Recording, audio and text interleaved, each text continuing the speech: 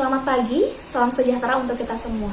Pada kesempatan kali ini, kelompok kami akan mempresentasikan terkait teori belajar. Perkenankan saya untuk memperkenalkan kelompok kami.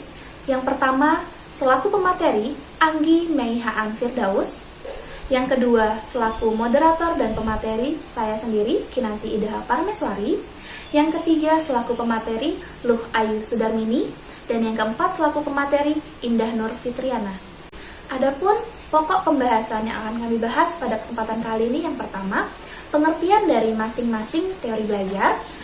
Yang kedua, ahli yang mengembangkan masing-masing teori belajar. Yang ketiga, implementasi dari masing-masing teori belajar. Yang keempat, model yang terbentuk dari teori belajar konstruktivisme. Dan yang terakhir, pembahasan dari studi kasus. Saya, Kinanti Ida Parmeswari, akan menjelaskan materi pertama terkait teori belajar behaviorisme, di mana teori belajar behaviorisme ini diartikan sebagai teori belajar yang dalam proses belajarnya menekankan kepada perubahan tingkah laku sebagai hasil dari proses belajar. Di dalam teori ini, beberapa ahli mengemukakan bahwa belajar merupakan hubungan antara stimulus dan respon. Dalam penelitian ini, binatang dijadikan objek dari penelitian karena diasumsikan respon dari binatang itu akan juga dilakukan oleh manusia. Pembelajaran semata-mata itu sebagai refleks-refleks untuk pembiasaan suatu yang dilakukan. Ahli dalam teori belajar ini ada beberapa ahli. Yang pertama ada Ivan Pavlov yang mengemukakan bahwa pembelajaran atau belajar itu adalah proses perubahan dari tingkah laku, di mana Ivan Pavlov dalam penelitiannya menggunakan anjing sebagai objek penelitian. Yang kedua ada Edward Thorndike, di mana Edward Thorndike mengemukakan bahwa belajar itu adalah proses trial and error, berarti belajar adalah bentuk belajar dari kesalahan yang sudah kita lalui, di mana dalam penelitiannya Thorndike ini menggunakan kucing sebagai objek penelitiannya. Lalu ahli yang ketiga yakni B.F. Skinner, di mana Skinner mengemukakan bahwa belajar itu perubahan tingkah laku karena adanya tingkah laku baru yang terjadi. Dalam penelitiannya Skinner menggunakan tikus sebagai objek penelitiannya. Adapun implementasi dari teori belajar behaviorisme ini yakni adanya pre-learning atau sebelum dilakukannya sebuah pembelajaran, lalu ada eksperimen learning, lalu ada post-learning. Jadi setelah dilakukannya teori belajar behaviorisme ini. Jadi diharapkan adanya perubahan tingkah laku dari pemberian materi atau pemberian motivasi-motivasi, pemberian instruksi-instruksi yang dengan diharapkan adanya perubahan tingkah laku sebagai respon. Perkenalkan, saya Luh Ayu Sudarmini. Dalam kesempatan kali ini saya akan menjelaskan tentang teori belajar kognitivisme. Seperti yang kita ketahui, teori kognitivisme ini adalah teori belajar yang lebih menekankan pada proses belajar daripada hasil belajar. Adapun para ahli yang mengembangkan teori ini, yang pertama adalah Albert Bandura.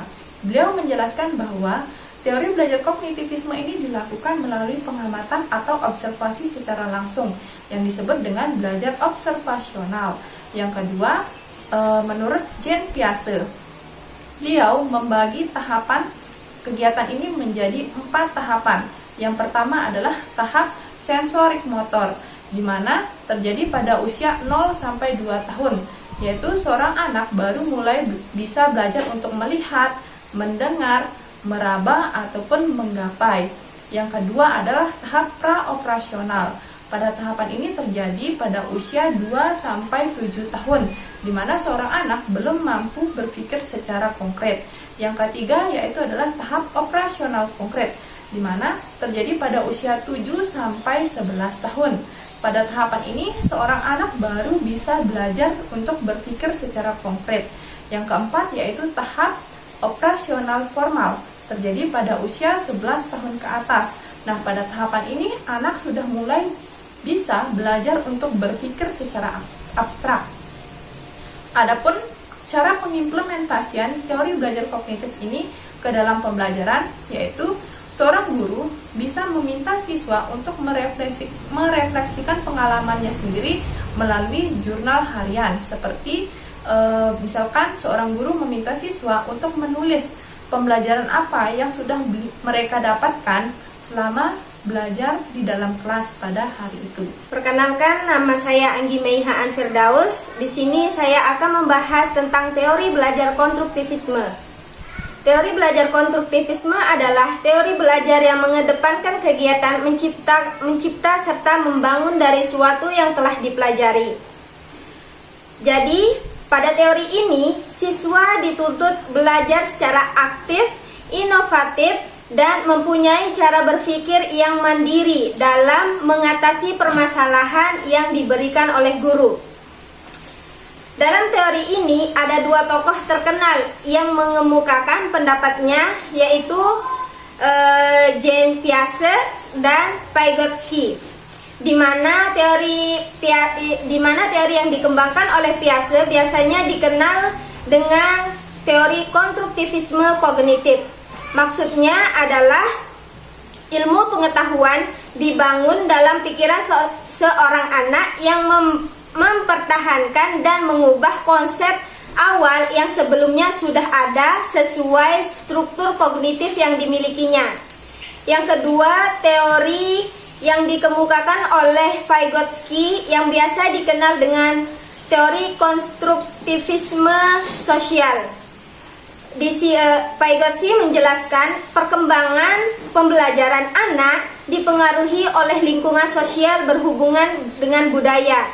Jadi, setiap anak berkembang dalam konteks kebudayaannya sendiri, termasuk budaya dalam lingkungan keluarga di mana dia tumbuh. Jadi, antara Jean Piaget dan Vygotsky ini sama-sama menganut aliran konstruktivisme, di mana dalam belajar siswa harus membangun sendiri pengetahuannya karena proses belajar datang dari individu sendiri. Yang membedakan keduanya adalah proses pengolahan informasinya. Kemudian implementasi dari teori konstruktivisme ini sendiri adalah guru bisa meminta siswanya untuk mengkonstruksikan pembelajaran secara lebih aktif. Perkenalkan, nama saya Indah Nur Fitriana. Di sini saya akan menjelaskan materi selanjutnya, yaitu teori belajar humanisme. Di mana pengertian teori belajar humanisme ini adalah teori belajar yang dalam prosesnya menekankan potensi manusia untuk mencari dan menemukan kemampuan tersebut. Kemudian adapun ahli dalam teori belajar humanisme ini adalah yang pertama Arthur Combs, di mana menurut Arthur Combs belajar itu terjadi bila mempunyai arti bagi individu. Jadi seorang guru tidak bisa memaksakan materi yang tidak disukai atau tidak relevan di kehidupan peserta didik tersebut. Untuk itu, di sini guru harus mampu memahami perilaku siswa dengan mencoba memahami dunia persepsi siswa tersebut, sehingga apabila ingin merubah perilakunya, guru harus berusaha merubah keyakinan atau pandangan siswa yang ada. Kemudian ahli yang kedua yaitu Abraham Maslow. Di sini teori menurut Abraham Maslow ini didasarkan pada asumsi bahwa di dalam diri individu ada dua hal. Yang pertama, suatu usaha yang positif untuk berkembang, dan kemudian yang kedua ada kekuatan untuk melawan atau menolak perkembangan itu.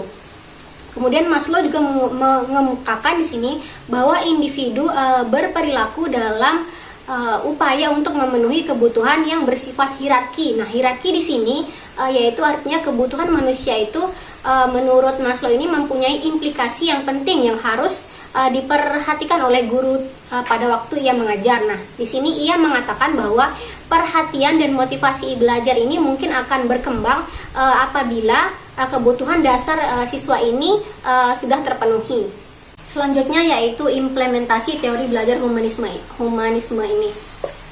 Yaitu di sini guru menjadi motivator dan fasilitator, sedangkan siswa menjadi pelaku utama atau student center. Nah, di sini guru memfasilitasi pengalaman kerja kepada siswa dan mendampingi siswa untuk memperoleh tujuan pembelajaran.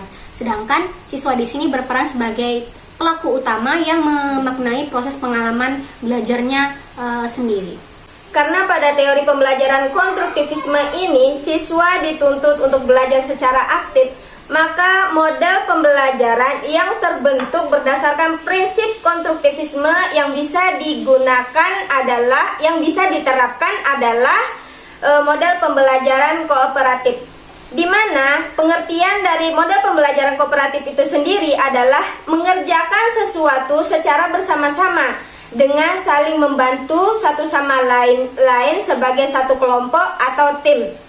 Dan model pembelajaran yang kedua adalah model pembelajaran inquiry, di mana inquiry ini pengertian dari inquiry ini merupakan kegiatan pembelajaran yang menekankan pada proses berpikir kritis untuk mencari dan menemukan sendiri jawaban dari suatu masalah yang dipertanyakan. Pembahasan selanjutnya yakni studi kasus, di mana di sini kami punya 4 studi kasus yang akan kami bahas. Studi kasus pertama akan saya bahas sendiri, yakni ada kasus di mana Tania berumur 7 tahun memiliki kemampuan yang rendah dan kemauan yang rendah untuk sukses.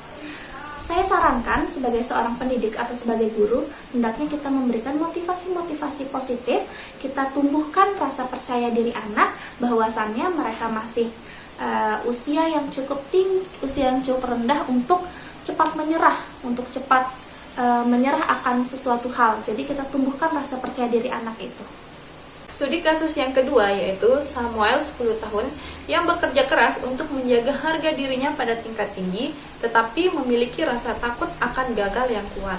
Nah, sebagai seorang guru, kita harus bisa berusaha untuk memotivasi siswa tersebut dengan cara menanamkan pikiran-pikiran positif atau hal-hal positif pada diri siswa tersebut, agar siswa itu berani untuk mencoba atau melakukan sesuatu dengan percaya diri. Studi kasus yang ketiga yaitu Sandra, 13 tahun, yang tenang di dalam kelas dan meremehkan keterampilan mereka. Sebagai seorang guru, kita harus mampu memotivasi siswa tersebut dengan cara menanamkan pikiran bahwa setiap anak itu istimewa.